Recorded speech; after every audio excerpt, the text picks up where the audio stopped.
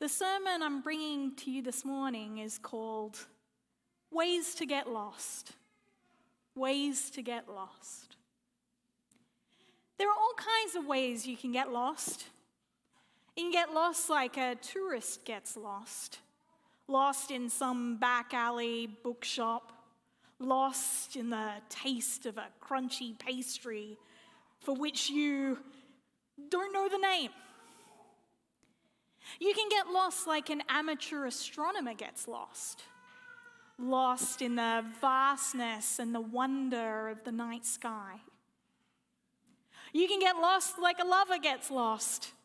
Lost in the sound of his voice on the telephone. Lost in the look in her eyes. But you can also get lost like I got lost my first week at Baylor. You get lost asking anyone, everyone, excuse me, do you know where I should be right now? Do you know the way I should be going? You can get lost like a pilot gets lost, calling out, Mayday, Mayday, I'm lost, I'm lost. Hoping there's someone out there who can hear your call for help. You can get lost like a campfire gets lost. Once you were burning so bright, but now you feel like nothing more than cinder and ash. Do you know what it feels like to get lost? You can also get lost like a sheep gets lost. That's the first story that Jesus tells. The story of a sheep that somehow wanders off. A sheep that gets separated from the rest of the flock. It turns around and where is the 99 gone? The sheep that got lost. I asked my friend Claire in Australia, who's a rural veterinarian, how does a sheep get lost? There are a number of ways a sheep can get lost, she tells me. A sheep can get lost by getting sick. A sheep can get lost by getting stuck. A sheep can get lost by getting scared. Or, and this is the one I want to focus on this morning, it might just take a really tasty piece of grass over here. Or an interesting smell in that direction. Or something shiny way over there. And soon enough, the sheep turns around and is lost. Lost by being distracted. When I was a kid, I was well acquainted with the information desk at my local mall. Are you lost? They would ask me. No, I tell them. My dad is lost. We'd be at the mall to get just one thing. And my dad would see something interesting in some shop window. Or maybe he'd see one of those big red clearance sale signs. And I'd turn to my little brother and sister and say, where is Dad? Where is Dad? I was 8 years old and better at staying on tasks than my own father. He worked for the Australian Navy. Can you imagine? It's a good thing for the Australian government that there are no 50% off sales at the bottom of the sea. But I can be hard on my dad. It's easy to get lost by being distracted. It's easy to get lost spiritually by being distracted too. I have these mornings, and maybe you do too. I really do mean to have a quiet time. But I wake up, and there's text messages on my phone, and Facebook, not TikTok because I'm old.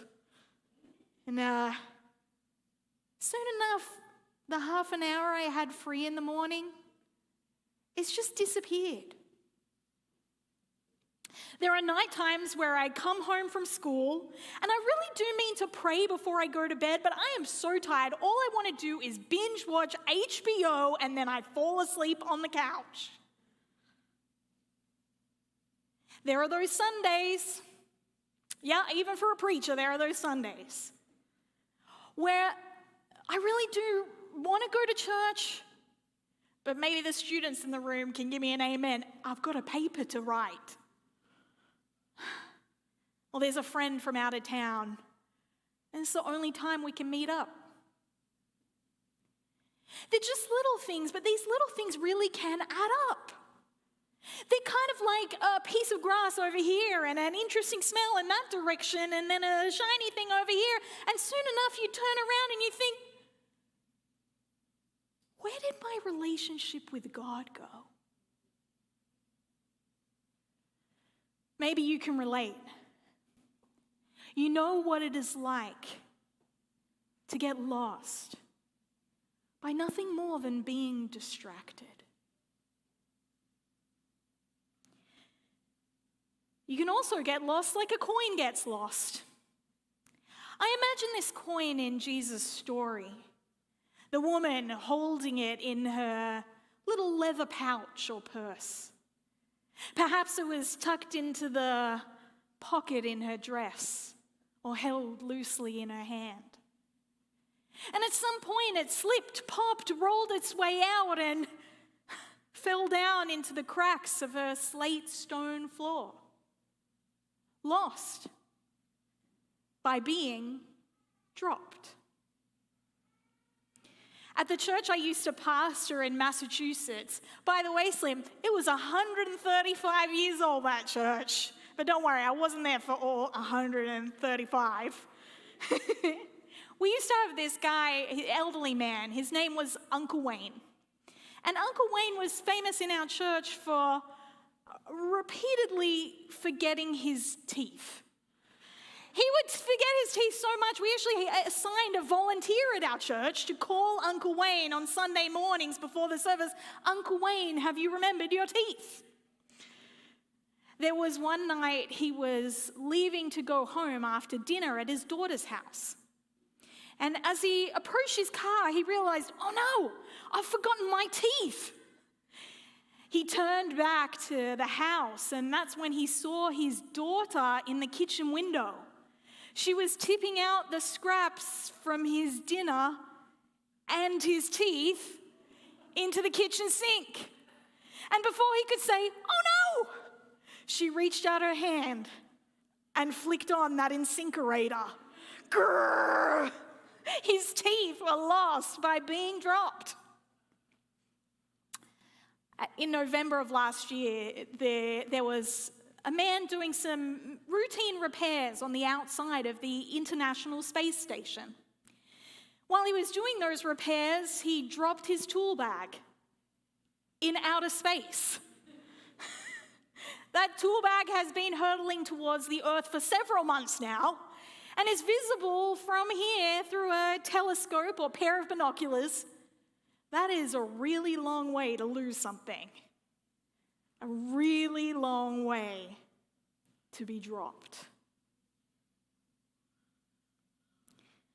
Maybe you know what it's like to be dropped a really long way too.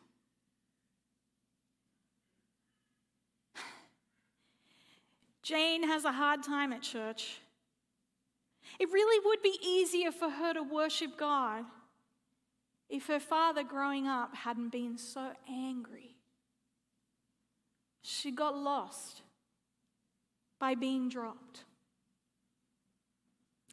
Xanthi was a teenager I knew. She was the kind of teenager that Christian youth pastors call on fire for God. That was until she went to a youth camp and a leader abused her on that camp. Lost by being dropped. Braden, he went to one of those mega churches, you know, the mega churches with the mega ministry and the mega star pastor that he mega believed in, until the media showed that this mega star pastor had mega screwed up.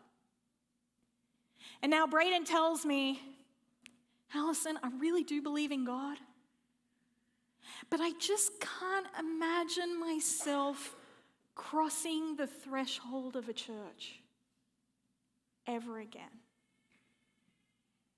He got lost by being dropped.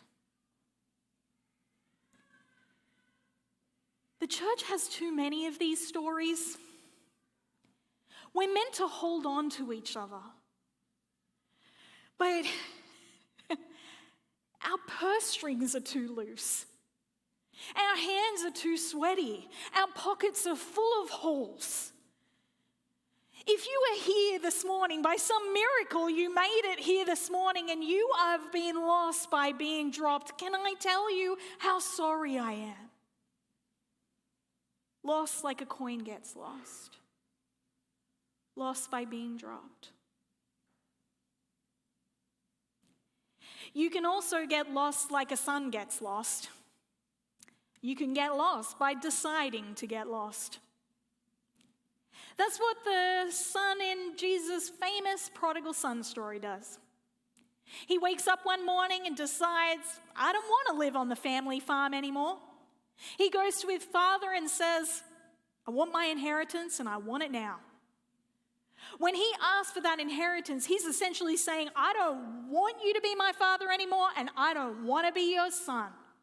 He takes that money and he gets as far away from here as possible. Lost by deciding to get lost. When I was 24, I decided that I was done with Christianity. I had been around the church and around Christians all my life. And it was getting to the point where I started to feel like, it's kind of imprisoning me. And I wanted to be free. And the truth is, some Christians had let me down. I felt like God had let me down. I didn't even know if God was real anymore. I didn't know if any of this was real anymore. And so I went to my husband and I said to him, look, I don't think I'm a Christian anymore. I had decided that I was done. It might seem kind of weird for me to tell this story in a room full of people who are at church, but here's the truth. I kept going to church. My husband made me go to church. We lived in this apartment block that was separated by a long bridge from the church that we went to down the road. Every Sunday night, he would drag me basically across that bridge. I walked across that bridge like I was a toddler having a tantrum. There were times I felt I was pretending my legs were broken. I went into that church service. I stood for the hymns. I kept my eyes propped open for the sermon. And then I went home. And I was done. I was lost by deciding to be lost. Maybe there's someone here who's decided that too. Someone's dragged you to church. Maybe it's working out for you. But maybe you are like I was when I was 24. I thought I would be so free. But I cried sometimes. And I didn't feel like my life had purpose anymore. Maybe you don't feel like me. Maybe you feel like the lost son in this parable. All his wild living just left him with a bunch of regret. He was ashamed of the things he'd done. He found himself in a living situation he hated. He was poor. He was hungry. Jesus said he longed for some food to fill his stomach. And we're not talking just about physical food right now. But Jesus also said, no one gave him anything. How does a man come back from being that lost? How do any of us?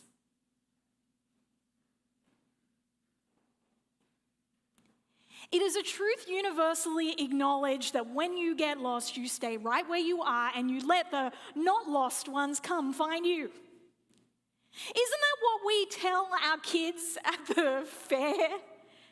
Stay right here. If you get lost, stay right here and I will come collect you. This is what people in the Navy do too. If they get lost, they drop anchor. First thing to do, drop anchor, stay right where you are and let the unlost people come collect you. This is what Kevin McAllister did in that great 20th century story of lostness, Home Alone.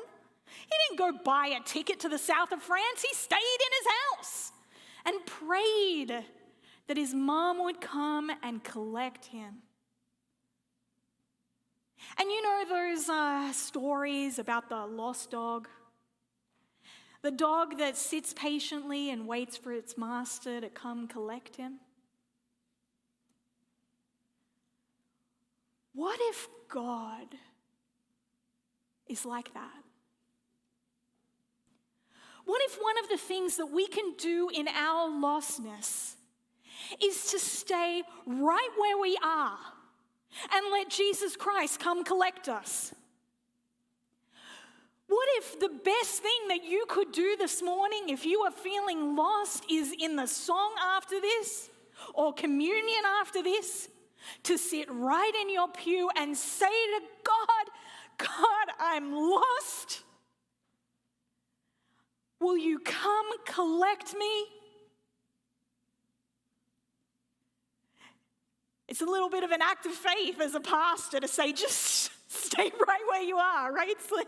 Stay right where you are and let God come collect you. But we were just singing before about something I know about God. I trust in God, my Savior, the one who will never fail. A whole room of people sung, I sought the Lord and he answered. What if the best thing you can do is stay right where you are and call out to God and say, will you come collect me? Because here's the thing, there was a time where a sheep got lost. And Jesus said the sheep shepherds set out to find that lost sheep. Can't you imagine the shepherd winding through those country roads through the night? When the shepherd found that lost sheep, he got down on his knees and lifted the sheep up and put him on his shoulders. The shepherd carried that little lost sheep all the way home. Doesn't that sound so good? That is a picture of how Jesus Christ comes and collects you. And there was also this time when a coin got lost. And Jesus said the woman lit her lamp, she swept out her whole house, she got down on her hands and knees and ran her fingers along the grout between every stone in her floor. Wouldn't it be so nice to have someone so desperate to come collect you? That is a picture of how Jesus is desperately seeking you.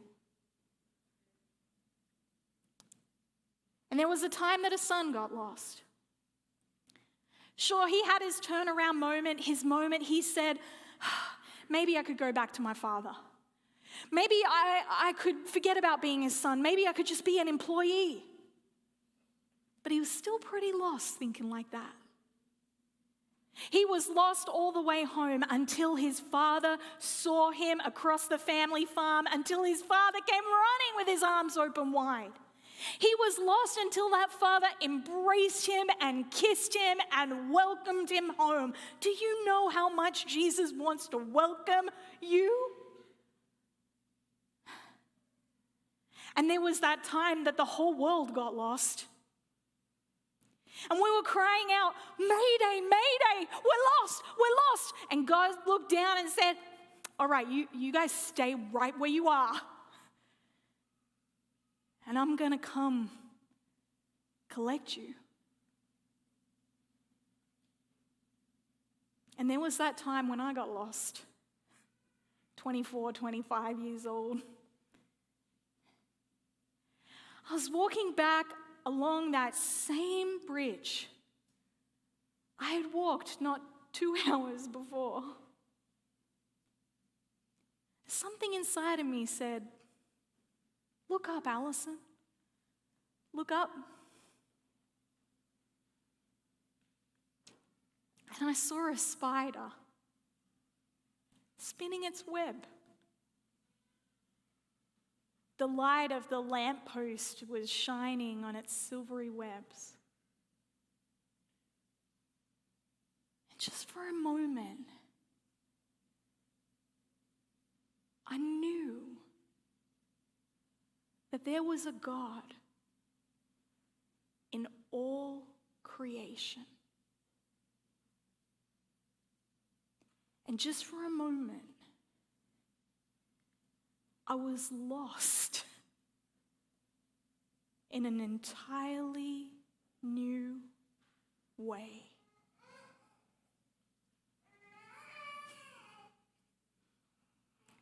Thanks be to God. Let me pray for you all now.